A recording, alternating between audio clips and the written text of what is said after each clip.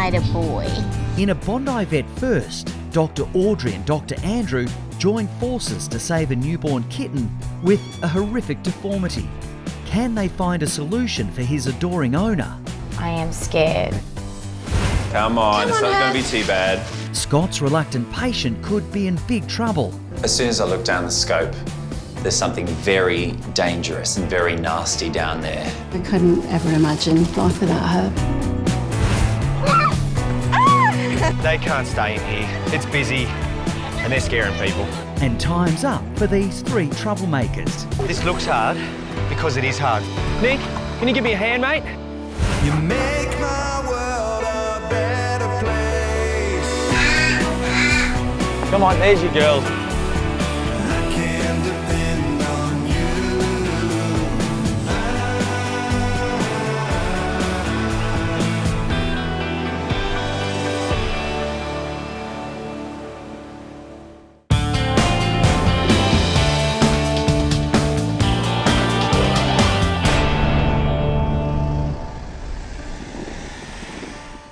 In Sydney, mobile vet Audrey and nurse Brianna are on their way to check up on a very special little patient. Look at my little boy. Hey, baby. Hi.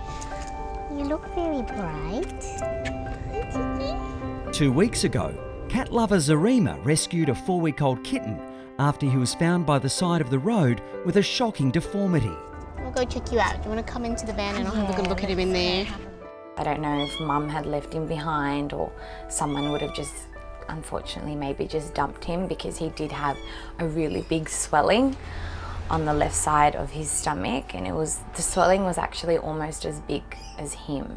How's our baby? He has grown. He's grown half. Because I remember I fit him in my whole hand before. Honestly, as soon as I took him to the hospital, they did tell me that there was no chance, and the kindest thing to do would be to let him go. And then I thought, no, I wanted to hear from Audrey. And of course, straight away she was in there and she's like, no, we're going to do everything we can for him. We're going to give the surgery a go and see if he can pull through. Really, really worried because he's got this big swelling inside his thigh. And we're quite concerned that it's a hernia and some of his bladder has come through and his small intestine. So we're really worried. We have to go back into surgery, have a look, see if we can pop it all back in and hopefully give him a fighting chance. Everything just looks massive in this baby. I actually didn't think he was going to make it at all. Initially, we thought he maybe had a small tear in his abdominal muscles and that's where all the organs were herniating through. Once we went inside, it was a completely different story. We actually found he had not much muscle on one side and the muscle had completely torn away from the wall. So it was a pretty big surgery, but we got there in the end. The good news is all his hernia repair, so that muscle repair that we did on his abdominal wall, that's all stayed because I can feel that's intact. And there's no, intestines or bladder coming through like before. But that fluid's coming from somewhere, we need to find out where. While the kitten appears to be recovering well from his surgery, there's a new problem. And we've been monitoring this for the last 2 weeks and noticed that there is a bit of fluid. Not sure where it's coming from, but I'm really worried it may be the first surgery not working out, or is there something else that's happening? We tested it the other day and it did come back very suspicious as urine. So there's a small tear in the bladder, and it would be small because it builds up over a couple of weeks. We've got to go in and repair it, yeah. It's always a little bit of a blow, when you've done this big surgery and they've been recovering so well and then you hit this hiccup. But I think, the main aim is trying to find out what's going on and fix it as soon as we can. Auntie Audrey and Auntie Brie are going to look after you. We're going to look after you, okay? So Zarima is a really nice girl. She rescues all these kittens and spends her own money, repairing them and making them better. So I think maybe she's called him little boy because she doesn't want to get too attached, but she's completely in love with him. I come across so many animals that need help, or especially cats. There's so many stray cats and they don't speak, they don't have a voice. So we need to do it for them, and I want to give him a good life. Thank you so much. I will keep you updated all the way. Okay, thank you. Thanks, Brie.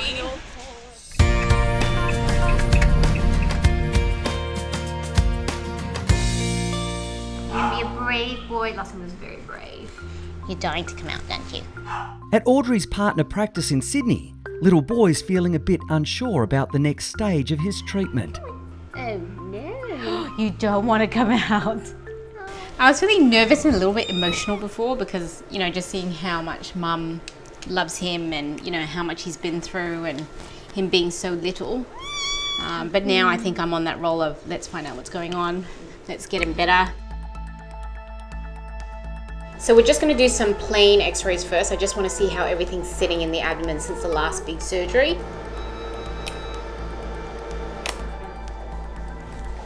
There's too much fluid in there. So much fluid. To have urine floating around in the abdomen means that there's a tear somewhere or there's some sort of leakage coming from his urinary tract, whether it's his bladder or the tubes coming in and out of the bladder, we just don't know. So because he's so tiny, he's so young, his body condition, you know, he's very small, the anaesthetic is always risky. So we just got to watch him closely, try and make it as safe as we can. So I've popped an anaesthetic tube in that just makes sure that we can keep his depth under control.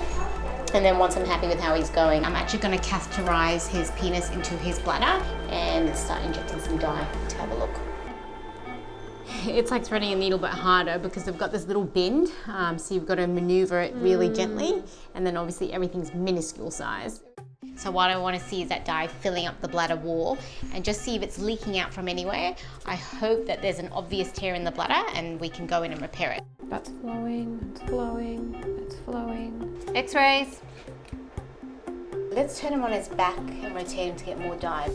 And as we take more and more x-rays, I'm feeling even more concerned because I'm not seeing what I want to see. I actually want to see a tear in the bladder because I know I can go in and I know I can fix that today. But it's filling nicely, there aren't any leakages, so now I'm even more confused. I'm going to say let's inject another 0.2. I'm going to inject half first. Yep. Oh no.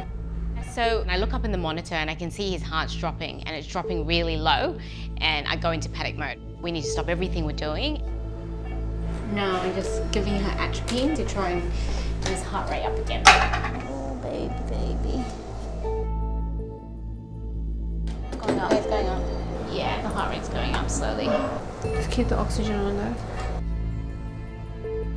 Yeah, bit of a scare. Baby anesthetic, it's always scary. Yeah. He did really well until just now. Alright, once he gets back, I might do another VD and then I'm going to flush all the contrast out. Whenever you're doing an anaesthetic and you're concentrating on what you have to do and then there's an anaesthetic complication, there's a lot of pressure because you're trying to do the procedure, you're trying to get the anaesthetic stable, and at the back of my mind, I'm just seeing Zarema, you know, really holding on to little boy and he means everything to her. So there's so much pressure in an emergency situation. Feeling a bit sad because it means that I can't fix him and I don't know if we can fix him. So I'm hoping the specialists at SASH can do their magic and help this little guy because he's been through so much. He's done really well. Come on in, come have a look at your boy. Oh. Hello. Look who's here. Oh. Hello. He's pooing already. But Zarema and little boy's joyful reunion is cut short with the news that the kitten's future is still uncertain. So the x-rays showed that the bladder does fill up with contrast or the stain that we put in, and I can see the nice balloon of the bladder, and I can actually see, you know, the tube where it comes out through his penis. I can see all of that looks great. There's no leakages there. So then the question's coming, where is it coming from? I honestly don't know what to think. We were hoping it would be as simple as, you know, well, it's not simple, but perhaps a bladder tear, tear in the bladder or something that we could repair. But at the moment, you know, there's a big question mark. We don't know exactly what it is, and I guess that's kind of what I was afraid of. I love you. Oh, chicken, what are we gonna do with you?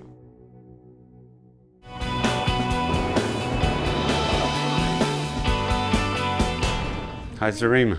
Oh, Hi, hello. I'm Andrew. Nice to meet you. Lovely to meet you. Hello. This is little boy. It is. Hello, little boy. Here, kitty cat. What's hello? Ow! You got me already.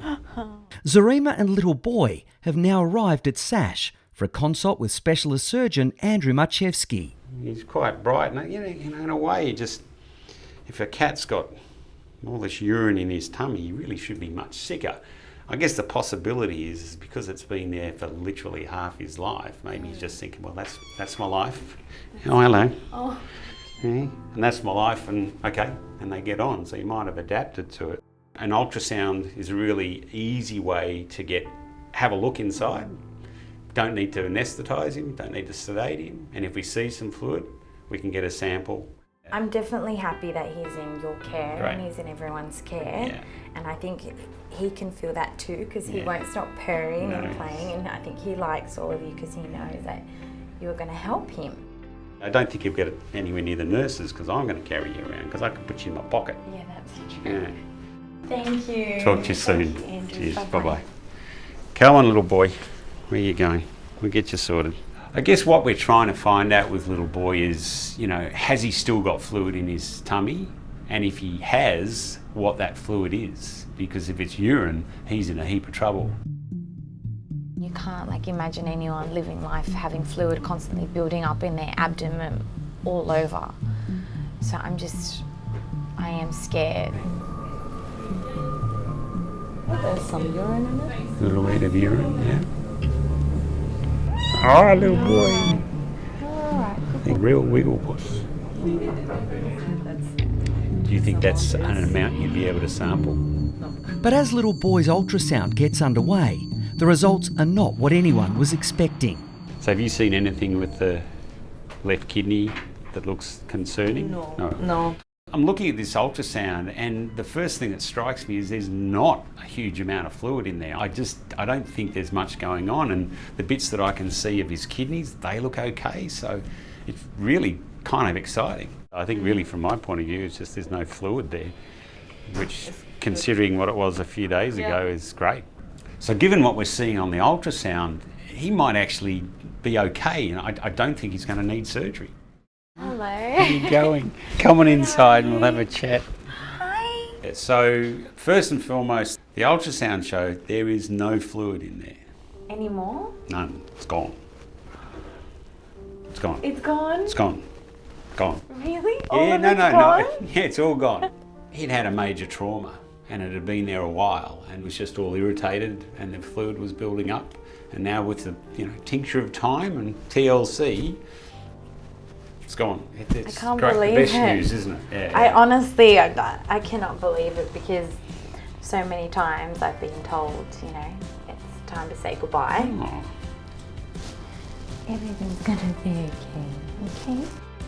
The moment I got him, I knew, I was like, I could never let you go. That's why you have to make it through. And he showed us that he wants to. Good people have looked after you. Yes? He's so full of life.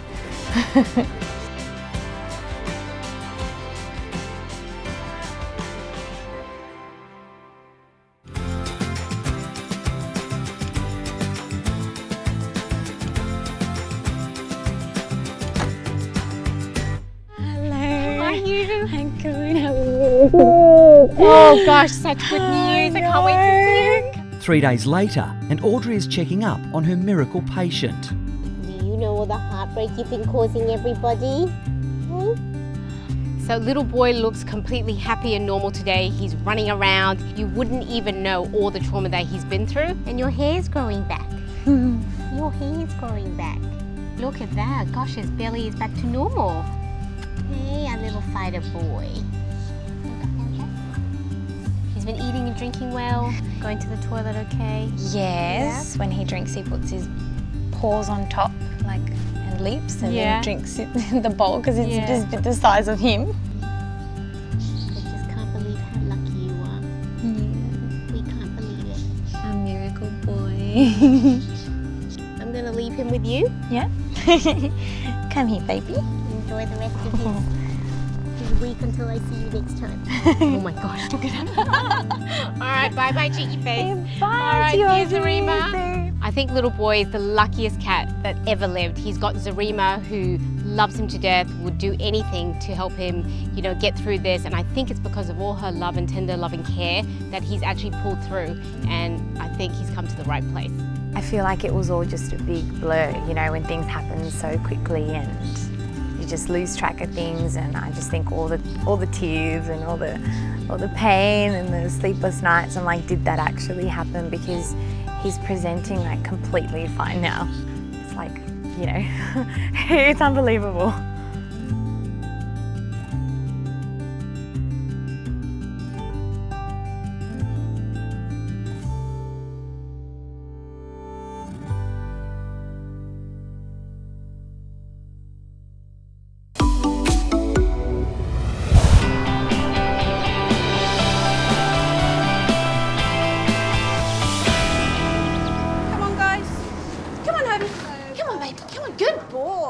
The St Margaret's Clinic is open and a family of blondes are first in the door. Mum Melanie and her children Florence and Oscar. Good boy, well done. Their Labradoodle Herb has recently developed some worrying symptoms.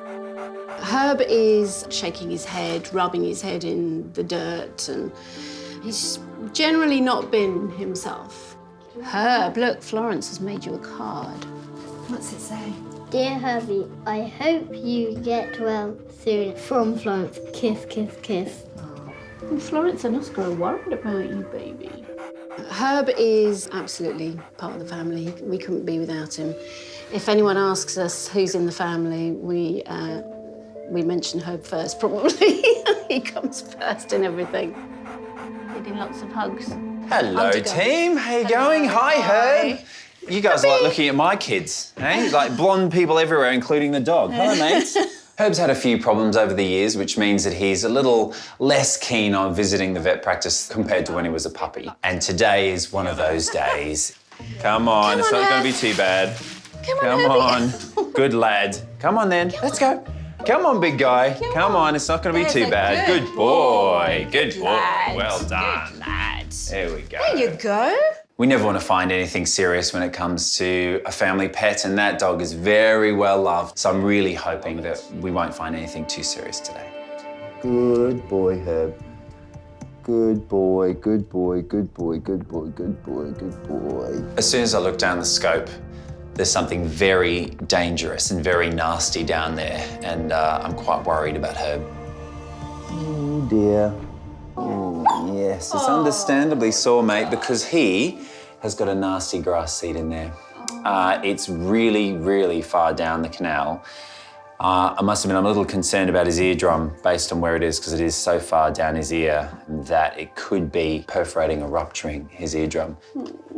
You poor love. Grass seeds are really nasty little things. Basically, they're in the shape of an arrowhead, and every time a dog moves, it'll burrow further and further and further into the dog, and you're unable to pull them backwards because it flares, and it's just such a painful process for them to go through. So to see one in a very delicate position, teetered on the edge of an eardrum of a dog, it's serious. It's not a simple ear infection, I'm afraid. So we have to give him something to make him sleepy, and we'll get that pesky ear sorted out, and then once he's woken up, we'll give you a call and we'll talk it all through. All right, lovely. Thank you very much. Oh, thank you. Good boy. Take me away. Yes. I couldn't ever imagine life without her. He loves his teddy, don't you? Come on then. Say bye-bye. Can I say bye-bye to Herb? Yeah, give him a big hug. That grass seed is lodged right at the base of the canal. It can go right into the middle ear. It can affect his balance. It can affect his nervous system. So there are some very serious ramifications. Hi, Herb. Hey, Hello. so this is Herb, great name. That's a brilliant name. With Teddy and cards in hand, so we need to make sure they're ready to go. Interesting. Scott and head vet nurse Emma are about to try to remove a grass seed lodged dangerously deep in Herb's ear canal. It's really bad. It's very, very deeply embedded. I'm almost certain this is going to have been down through his eardrum. Oh, bless him. That is nasty. Oh, that's huge. Can you think of that trying to burrow into your head? Oh. The grass seed we removed from Herb's ear is a nasty one. Very, very sharp. It's got the feathered edges, so it was only going in one direction, and that's going right through Herb's ear and then into his middle ear. That is exceptionally painful and cause a huge amount of damage. One to show Mum. I think Herb would have been in a huge amount of pain. Surprising that he's really not showing those clinical signs. He's a very calm, easygoing fella, but I tell you what, if I had an ear that was full of grass seeds, I'd be screaming my head off. Let's have a little look at his eardrum now. There's a lot of blood and damage down there and infection, but unfortunately I can see a bit of a hole. These grass seeds are very damaging to animals, and when they burrow into that level, they can cause all sorts of neurological dysfunctions. I think in this case, we've caught it just in time, because if it was any longer, it could have been a lot worse. Oh, there's one.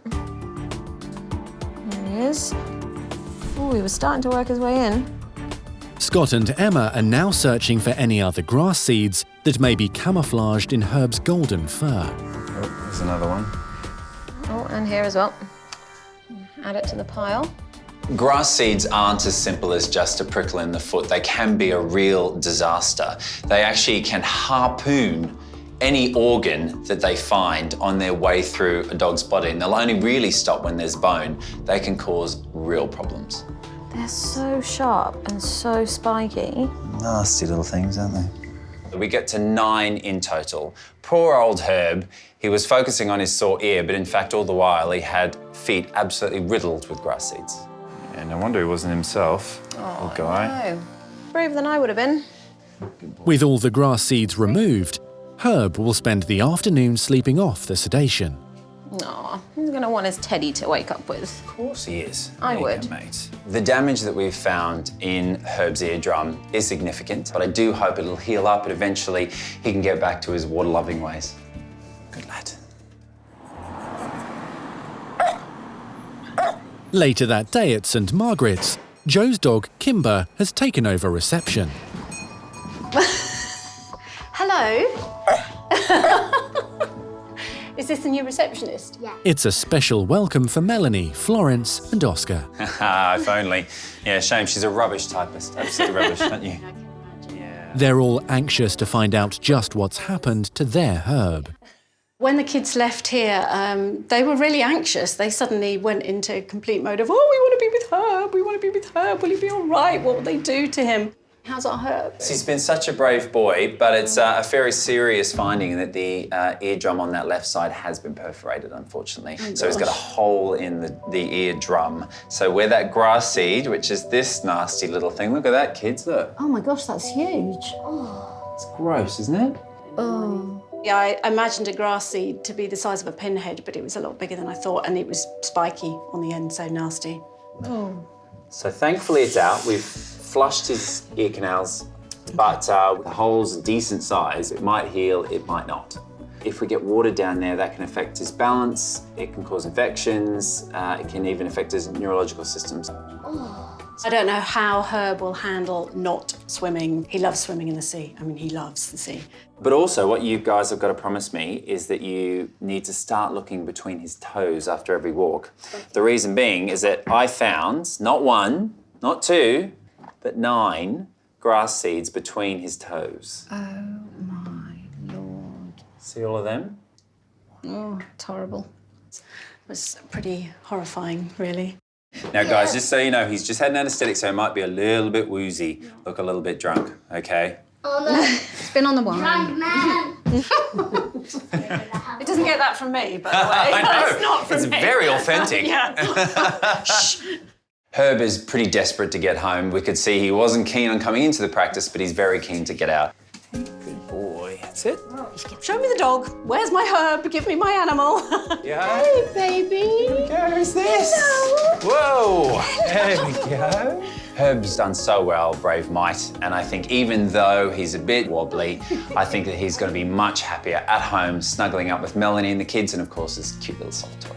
Where are you going to put the grass seeds? Do you want to keep it for show and tell? Yeah. Yeah? I want to keep it for show and tell. Herb's been really lucky this time. So I'm glad we got him into the vet and we've got it all sorted in time and hopefully he'll be fine now. Thanks very much. Take care, no worries. See you later. Bye, Florence Basker. Thank you. Bye, Herb. And soft toy and card. Lovely. Come on then, guys, off we toddle.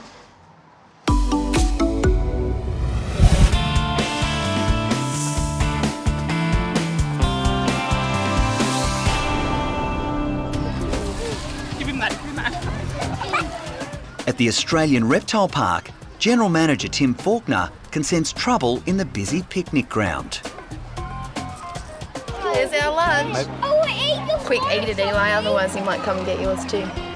We get loads of positive feedback about the park, that people have had a great day, liked engaging and being interactive, hands-on with animals.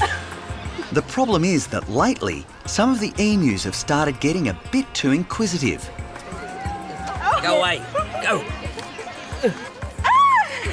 Particularly when there's food around. That was my lunch. They're stealing hot chips, taking sandwiches, scaring, terrorising kids, pecking ears, trying to steal jewellery. Go away. I know who the troublemakers are. What are you doing, mate? What's your lunch there? Hey, stop that, mate, sorry. No. Hey, he's okay. He wants food. The troublemakers are emus, 3 of them. They're at an age where they're bold and they've been brought up around people, so they're just barging in and taking someone's lunch. Sorry, guys. Hey, out of here.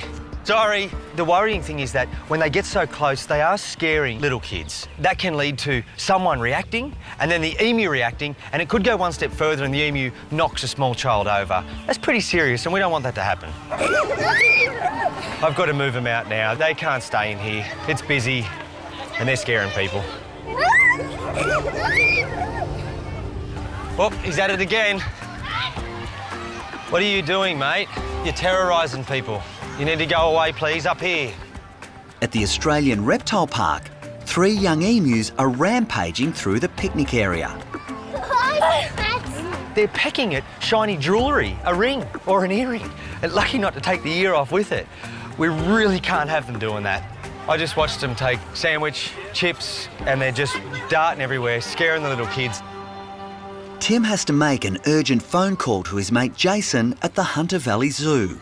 Hey, you know these emus that I've told you about? Yes, mate, yep. The rat pack? I can't stop them, mate. They're out of control. I've got to bring them up. Okay, causing you some grief there, mate. Oh, well, they're not causing me too much grief, but our poor visitors, they're a menace. Okay, cool. Okay, mate, I'll see you soon. All right, mate. Good luck. The 3 rascals suddenly sense that something's up. Hey, this way. This way. This way. Come on, mate. I don't want you to go away, but you're being naughty. I really don't want to catch the emus with a park full of people, but they're not playing ball. If we try and grab one and it darts off, it could knock over someone. I don't want that to happen. Hey, out of there! What are you doing, mate? Go away. Come on, guys. They're flighty. They know something's not right. No. That's a bird. This way. Come on. At the Australian Reptile Park, Tim and his team are trying to round up 3 wayward emus. Tim can't allow the big, overpowering birds to keep harassing visitors. This looks hard because it is hard. Full park of people. We don't want to run the emus, but I'm not having any luck coaxing them up to where I need them to go. Yep, that way, that way. Not like normal. No chasing and grab. Yeah. Just opportunistically next to him. Yep. Bang. No kids around. If I grab him, please clear my path. Yep. If you grab him, I'll clear yours. Straight up to the holding yard. Yep. Hey, out of there. Out of there. Now, emus, they're big. They're incredibly strong, and it's a very specific grab, so you've got to commit to it 100%. Once you get them, you lift them up, because if their feet can touch the ground, they're way too strong. They'll just push off and they'll break loose. Yep. Nick, can you give me a hand, mate? From behind there? No legs? Yep, just put some weight on, please. You'd think catching an emu would be easy. They look like an oversized chook, but it's actually quite dangerous. If you get in road of those big feet, they can break your leg, they can break your arm. So it's high stakes because there's so many things that could actually happen. He's going to kick. Right, Tim? I've caught the first emu. The problem is, I've got 100 metres to walk and he kicks and he kicks. Let's make sure those legs can't hit anything. So the emu itself isn't so heavy, maybe 25 kilos. But when you've got him up, the feet are either going to spray to the left or spray to the right. Whichever side his feet are, your head goes to the opposite and you tuck it in. That's how you stay safe. 1, 2, door, boys. Emu number 2 realises too late that he's the next target. Come in, boys. Come on, mate. He's almost there. It saw what's going on and it's like, I don't want to be picked up, so it's just easily made its way to the gate. That's it. Hey, well done, Gates.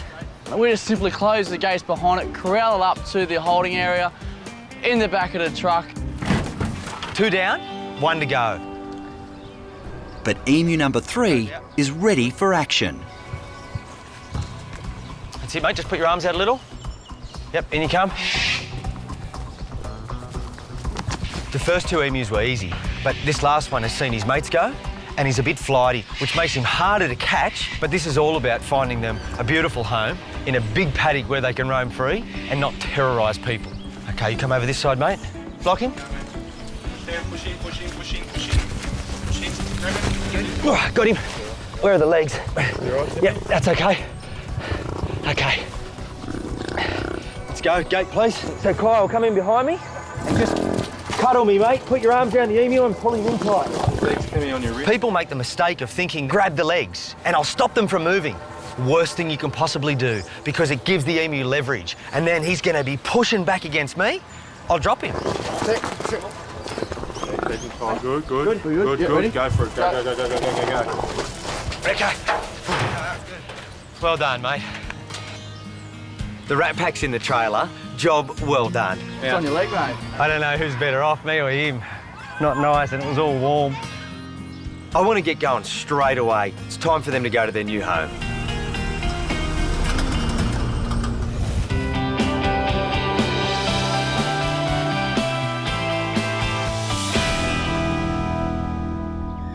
This is beautiful, mate. Think they're going to like it? Yeah, they're going to love it. Their friends are curious about what's in the trailer, I reckon. At the Hunter Valley Zoo, Tim is hoping owner Jason and the other residents can sort out his 3 troublemakers. The emus are not going to get any packed lunches or flash jewellery to pick out at Hunter Valley Zoo, but they're on a nice, lush acreage. They can stretch their legs and walk around on the grass, and even better, they've got a few older adult emus to educate them on how to behave instead of being delinquents that they have been at the reptile park. So this is it? Yeah, mate. OK, what I'm going to do is just open this door. Yep. And we'll hang over there. Yep. And hopefully they just walk out. Sounds good, mate. OK. Join the others.